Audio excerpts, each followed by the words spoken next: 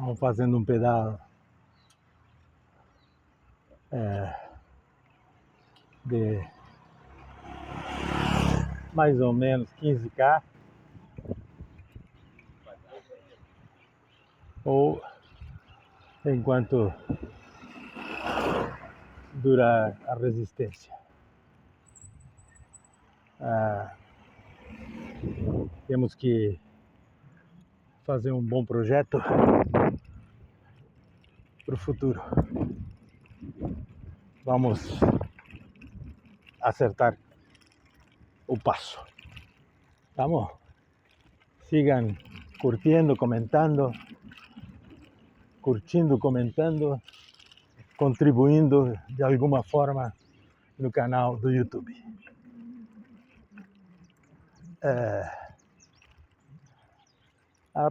@Paco Bolso, algum número.